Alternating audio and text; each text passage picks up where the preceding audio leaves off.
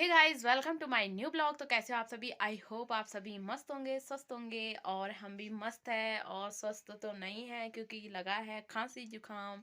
तो स्वस्थ नहीं है, ये रुमाल भी साथ में रखना पड़ रहा है। बहुत ही खतरनाक जुकाम लग रहा है क्योंकि यहाँ पे बहुत ठंडा हो चुका है। अब तो धूप आ गई है इसलिए मैंने स्वेटर निकाल ली है, नहीं तो जैकेट पहनी थी। तो चलिए आज के ब्लॉग की शुरुआत करती हूँ। तो आई होप आप सभी लोग मस्त होंगे और स्वस्थ होंगे। तो हम भी मस्त हैं। और आज का ब्लॉग स्टार्ट कर रही हूँ। मैं जा रही हूँ बीरोखार राशन के लिए।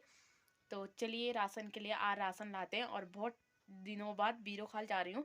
तो चलिए थोड़ा बीरोखाल का नज़ारा भी देखते हैं कि कैसा है। और आपको एक बात बता दूँ, ये मैंने मेहंदी लगाई है तो बताना कैसी लगी है। ये देखिए, ये मैंने खुद ही लगाई।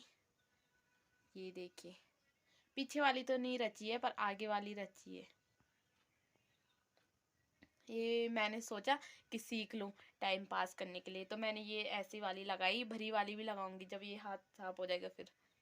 चलिए तो फिर मिलते हैं रास्ते में या फिर बीरोखाल। तो गाइस ये है राशन के लिए कट्टे। राशन खुली है तो राशन के लिए जा रही हूँ मैं बीरोखाल।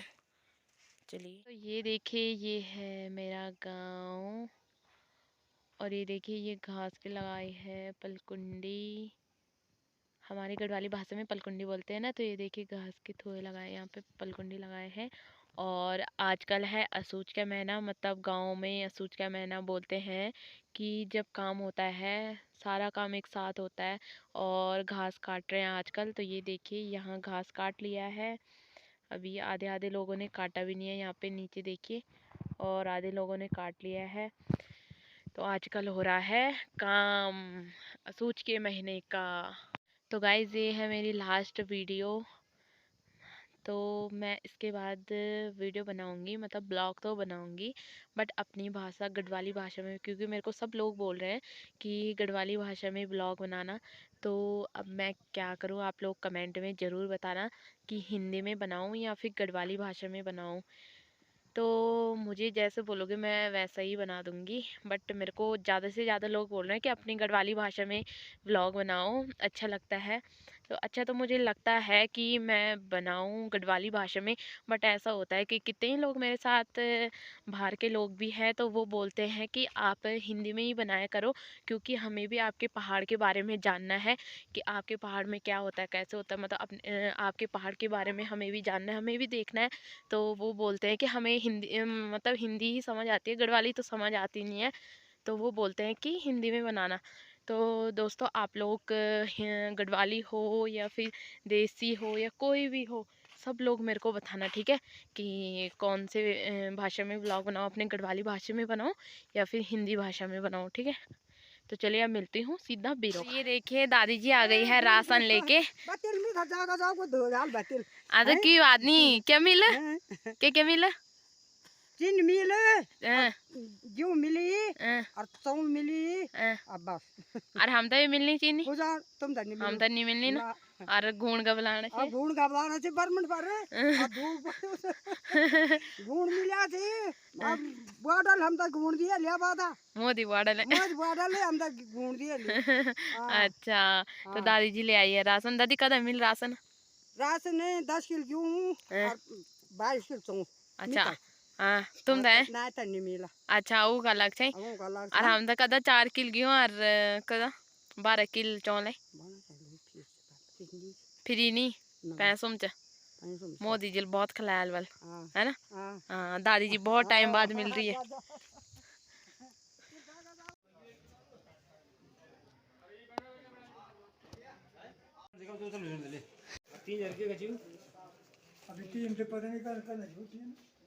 हे गाइस, मेरी यूट्यूब फैमिली को बहुत बहुत धन्यवाद कि मेरा गूगल पिन भी आ गया है। तो आई एम सो हैप्पी।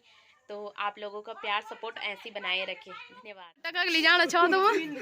अच्छा ये जीट हुआ है। अच्छा अच्छा तो ये अगर जीटा कंडा चल गई वो और का। अच्छा अच्छा ठीक चा, बाय बाय कहता। तो दोस्तों देखिए यहाँ पे मैं राशन भर रही हूँ। तो हमने भर लिए हैं। तो इस बार राशन इतनी गंदी आ रखी है, आपको दिखाती हूँ।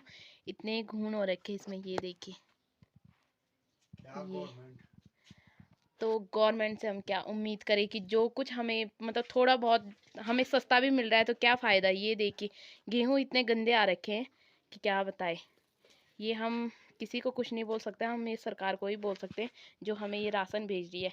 क्या फ़ायदा कि राशन मिल रही है कभी फ्री की, तो ऐसे राशन कौन खाएगा। ये देखिए सारे ख़राब हो रखे हैं। तो ये तो है गेहूँ। अब चावल दिखाती हूँ आपको। चावल देखिए, चावल में भी घुन है पर गेहूं से थोड़ा कम है। तो सारे ऐसे आ रखे हैं। हाँ जी चाचा जी, चाचा जी जरा ये वाला कट्टा देखिए।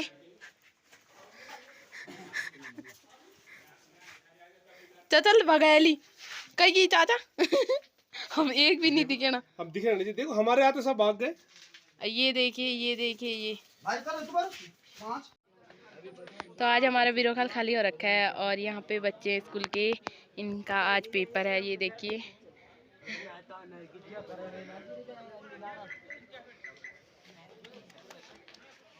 और दिवाली के लिए यहाँ पे पटाखे भी आ गए हैं भाभी लोगों की दुकान में। ये देखिए यहाँ पे अलग अलग प्रकार के पटाखे। ये देखिए कोई लेना चाहता है तो ज़रूर आना यहाँ पे। और यहाँ पे हमारे भाभी जी भी बैठे हैं, ब्यूटी पार्लर वाले यहाँ पे मेकअप भी है। और ये वाली भी भाभी लोगों की है, कपड़ों की है। तो यहाँ पे आप कपड़े ले सकते हैं। मैं आपको दिखा दूँ, यहाँ पे अलग अलग प्रकार के कपड़े, साड़ी। कुछ बोलना चाहते हो? Subscribe the channel Tanu Rawat Pahadi Birokhal. Thank you so much. यहाँ पे छोटे बच्चों के भी कपड़े हैं और आजकल अब ठंडियाँ आ गई है तो ठंडियों के जैकेट स्वेटर भी आ गए हैं। यहाँ पे कुर्तियाँ आ गई है गरम। तो यहाँ पे हर प्रकार के मिलते हैं, तो ज़रूर आना यहाँ पे और लेना आप लोग भी।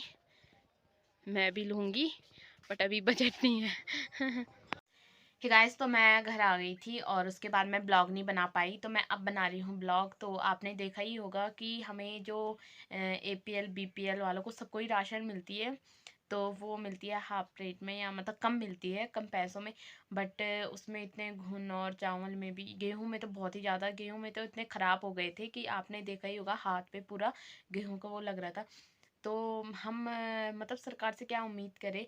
हम ऐसे चाहते हैं कि राशन बंद हो जाए, कोई बात नहीं, बट हर चीज़ में थोड़ा सा मतलब सरकार को कम करना चाहिए। जैसे कि आजकल आपको पता है तेल भी बहुत महंगा है, सिलेंडर भी बहुत महंगा है, हर चीज़ में अब महंगाई हो गई है, बेरोज़गारी उत्तराखंड में बहुत ज़्यादा हो गई है। तो सरकार से उम्मीद करते हैं कि आप मतलब थोड़ा सा कम कीजिए, है ना। तो बाकी तो हम क्या बोले, क्योंकि ये वीडियो सरकार तक तो पहुंचेगी नहीं, और पहुंच भी गई तो कुछ होगा नहीं, है ना, क्योंकि हम तो उत्तराखंड के लोग हैं, तो हमें तो कोई सुविधा मिलती है नहीं, कोई है नहीं, कुछ है नहीं। तो हम उत्तराखंड के लोग और बीरो खाल का हॉस्पिटल देखिए। हॉस्पिटल में डॉक्टर तो है, वहाँ पे मशीनें नहीं है, वहाँ पे नॉर्मल सर्दी जुकाम बुखार और कभी डिलीवरी हो गई तो ये होता है, बाकी तो वहाँ पे कुछ नहीं होता। डिलीवरी भी मतलब कोई कोई केस तो बिगड़ ही जाते हैं, तो फिर उन्हें क्या करना पड़ता है कि रेफ़र करना पड़ता है रामनगर को। तो बहुत ही दिक्कत झेलनी पड़ती है। अभी परसों भी गए थे हम, भाभी की तबीयत ख़राब हो गई थी, तो इतने में ही मतलब BP में ही उनको फिर उनकी नस नहीं मिली। उसके बाद हमें उन्होंने रामनगर रेफ़र कर लिया था। उसके बाद हम रामनगर तो नहीं गए, हम सीधा काशीपुर चले गए थे।